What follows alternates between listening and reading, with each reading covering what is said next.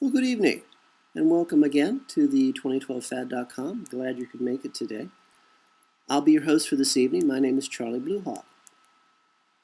Last night, we chatted about the French Revolution and you, and how our masters, the Committee of 300, the elite, the Olympians, live in a constant state of terror, of fear, of us, and how they remember the French Revolution of the late 1700s like it was yesterday. And they know how little it would take for us, the cattle, to stand up once again and start cutting their heads off. Sadly, frankly, there's not enough French people in the world to get all the masters, and so I guess we're out of luck on that one. Tonight, I thought we would chat about how the masters themselves live. And when I say that they're much different than you and I can't stress that enough. Not only how they live, how they think, how they reason. Literally,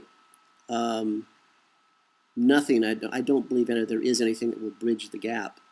The masters live in a more bizarre and hateful way, even against their own kind, their own children, that any of us could possibly imagine.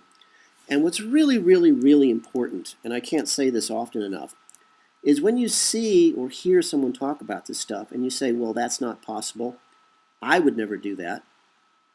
At that moment, you have to stop.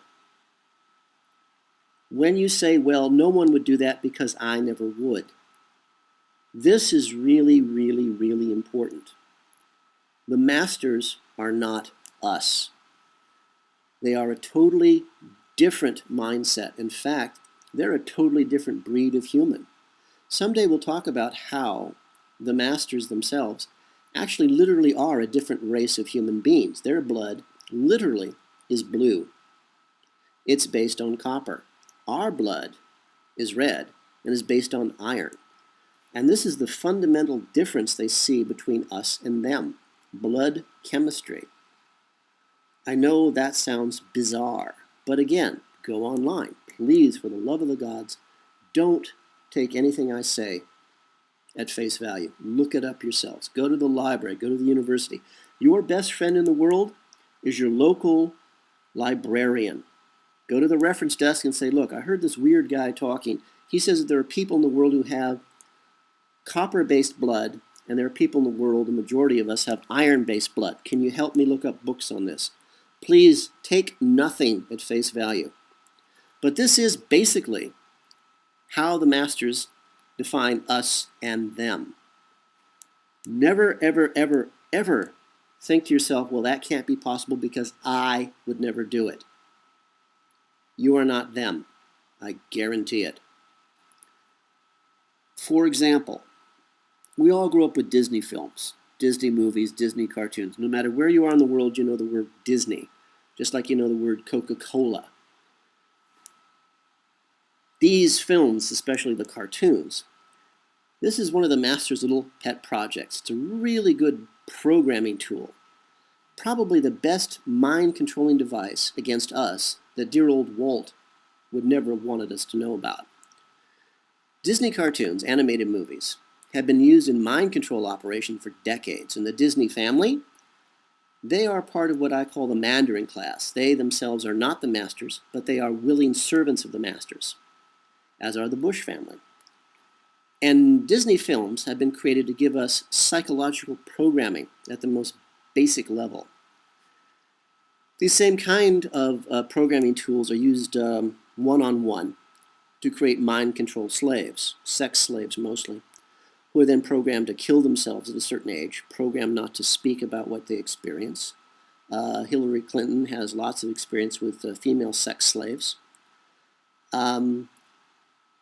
Mind control at such a level that a handler can control their mind control slaves, their pre-programmed cattle, with hand gestures alone. It's really quite impressive, actually. Unfortunately, the fatality rate is kind of high, and how do you say, psychotic break. The problem with all kinds of mind control, and I saw this glaringly in New Zealand, which has amazing mind control operations going on.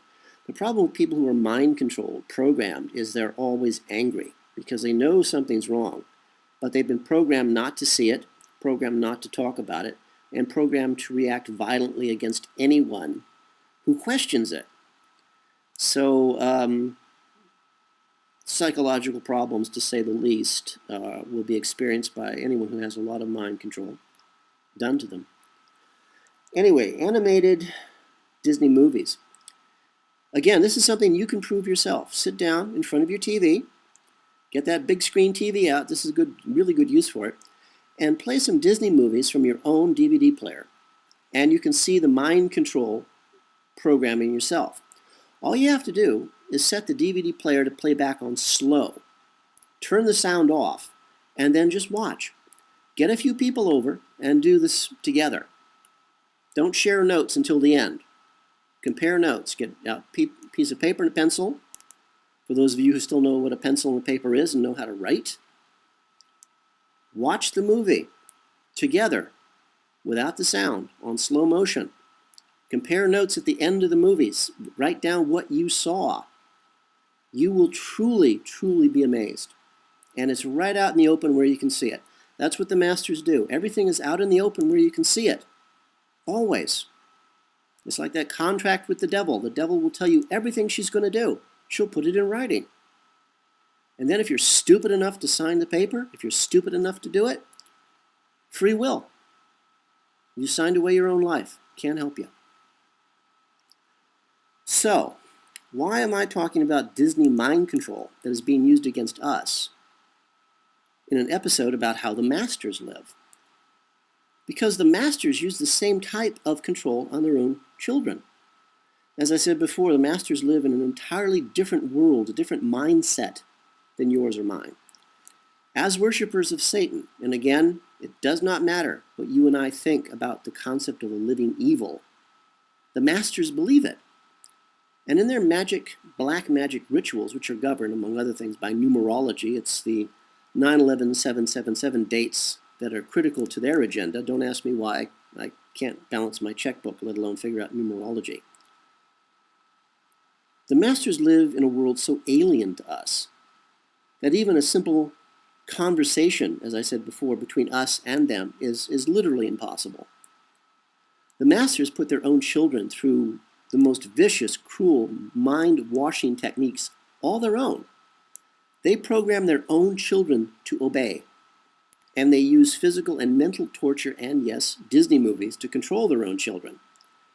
You may have heard of the rituals used on university campuses in the United States, around the world, as a matter of fact, that include laying naked in coffins with dead bodies, stealing dead bodies, having gay group sex, where they're forced to reveal their most intimate and most personal secrets, guaranteeing loyalty among the brotherhood, the sisterhood. And it's the same for both men and women. And always remember, power passes through the female line. And the final control of these black magic rituals are the women. Please also remember the two rulers of the Western world. The final authority in Western civilization are Queen Elizabeth of England and Queen Beatrix of the Netherlands. Which sort of gets to my point, I guess. So if the masters torture, rape, brutalize their own children as part of their religious beliefs, what would make us think that they would care what happens to us or our own children? I think it's a bit much to ask our masters to stop killing our planet. If their goal is to descend into their underground cities, create wars, famines, and murder as many of us as they possibly can, again, as part of their black magic rituals, and then wait safe under the earth for the event to pass. Even though they know that they themselves will be trapped deep under the earth for generations as they turn into cannibals and start feeding on each other. Their great work continues. So, my guess, as I've said to people for years, my guess is that when we will never make much of an impression on the masters, when we're marching in the streets, handing out flowers, singing songs, kumbaya, I don't think the masters are going to be impressed by that. So it looks like, frankly, we'll have to come up with a plan of our own. But again, we at the 2012fad.com have a plan. And rather than remembering you in our monument project, I think we'd rather have you with us, honestly, in a little village up in the mountains where you'll be safe and happy and be able to live your life and eat clean food, drink clean water, breathe clean air, and have fresh and healthy babies. It would be nice to see you there. But again, for all of us here at the 2012fad.com, this is again Charlie Bluehawk, wishing you a really good day and reminding you to please keep a good thought.